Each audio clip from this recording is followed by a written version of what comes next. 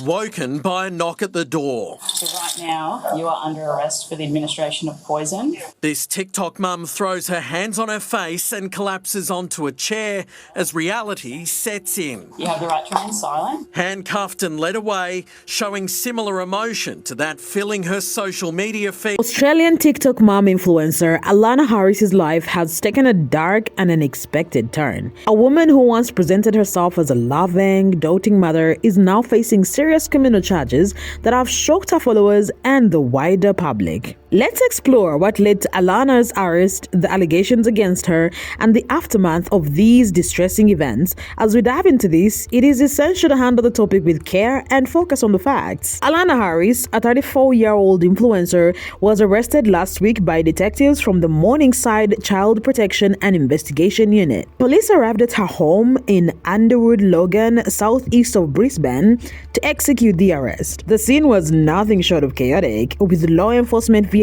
lining the quiet suburban street as officers moved purposefully towards Allannah's home. The tension was palpable and neighbors gathered outside, whispering and exchanging concerned looks. Inside, Allannah's arrest unfolded an emotional and dramatic fashion. She appeared shocked and disoriented, struggling to process what was happening as officers informed her of the charges. Allannah's distress was evident as tears streamed down her face. She attempted to cover her face with trembling hands, occasionally glancing at the growing crowd outside her home. As officers placed handcuffs on her, she could be seen shaking her head, seemingly in disbelief. Once escorted outside, she avoided eye contact with the onlookers, her expression a mix of shame and fear. The entire episode was captured on video, further fueling the public interest and speculation. The footage shows Allanah being guided into the backseat of a police vehicle, her sobs barely audible over the murmurs of the crowd. Woken by a knock at the door. So right now, you are under arrest for the administration of poison. This TikTok mum throws her hands on her face and collapses onto a chair as reality sets in. You have the right to remain silent. Handcuffed and led away, showing similar emotion to that filling her social media feed. This arrest, though swift, left a lasting impression on those who witnessed it. Afterward, Allanah was transported to the Brisbane Watch House, where she remains in custody awaiting further legal proceedings. The charges against Allanah paint a harrowing picture of calculated unintentional harm. According to police, she is facing 5 counts of administering poison with intent to harm, 3 counts of preparation to commit crimes with dangerous things, 1 count of torture, 1 count of making child exploitation material, and 1 count of fraud. It is the news we've all been waiting to hear. The Australian influencer has finally been arrested and appears in court tomorrow for torturing and drugging her 1-year-old daughter. Absolutely sickening, but I'm glad that the daughter is finally getting justice. For those of you who aren't familiar with the case, she is quite big on TikTok and Instagram and was showing her daughter's medical journey about all of her seizures and brain tumors, and thousands of people donated money to her GoFundMe. There was over $60,000 in there. And then it came to light that actually she was drugging her daughter the entire time. So foul that any mother would do that. But the charges that have been placed on her are 5 counts of administering poison with intent to harm, 3 counts of preparation to commit crimes with dangerous things, 1 count for each torture, making child exploitation material, and fraud.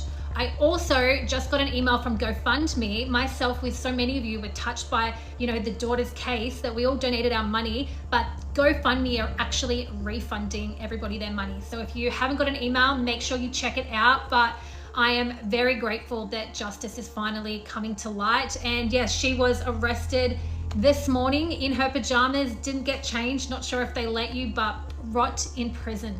That's all I have to say. These are not minor allegations, but serious accusations that highlight a disturbing level of premeditation.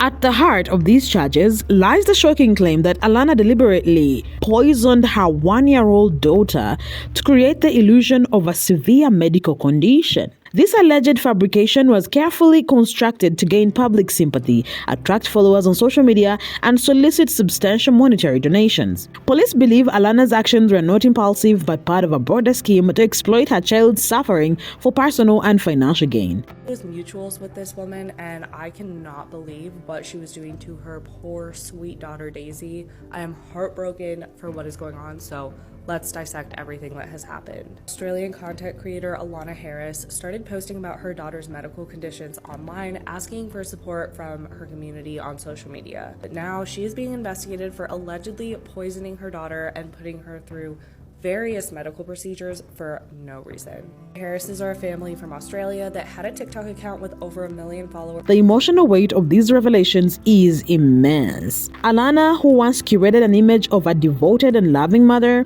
now stands accused of betraying the very essence of motherhood. Her followers, who once admired her vulnerability and resilience, are grappling with feelings of betrayal and disbelief. The stark contrast between the caring persona she projected online and the chilling allegations against her has left many in shock, questioning how such a reality could coexist with the digital facade she meticulously maintained.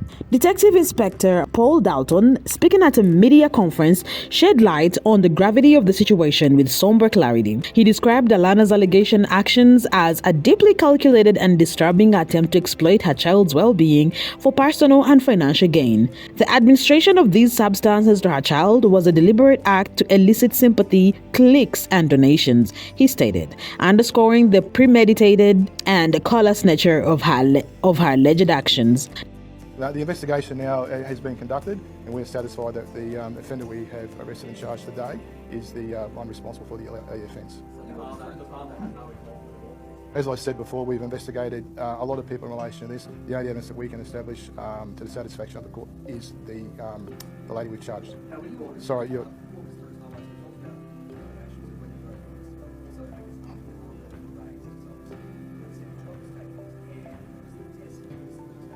So we can probably go back, and I'm very mindful here that we have a very young child is our victim. I have to respect that child's, the reason the child was in hospital to start with, other family members, and where that child is now. Essentially, the child was at a hospital for quite a serious medical condition and was being treated. Dalton went on to explain that the allegations reveal a troubling and methodical pattern of behavior. Allanah reportedly constructed an elaborate narrative of her child's suffering, weaving a web of deception that tugged at the heartstrings of her followers. She exploited not only her followers' compassion, but also the genuine trust of strangers who believed they were contributing to save a child's life. His words highlighted the emotional manipulation at play, a betrayal not only of her audience, but at the very concept of maternal care. She's so little, and she is riddled with tumours. She has benign, which is an amazing part of the story, tumours all over her body. How many tumours does she have in her brain? And that's when they said there's too many to even count. Police allege that Allanah defrauded approximately $37,000 through a GoFundMe campaign. This campaign, framed as a desperate plea for medical support, gained traction as Allanah shared videos and posts detailing her daughter's purported dire condition. Supporters rallied to her cause, contributing generously and offering heartfelt messages of encouragement. However, according to the investigation, this emotional and financial support was built on a foundation of deceit.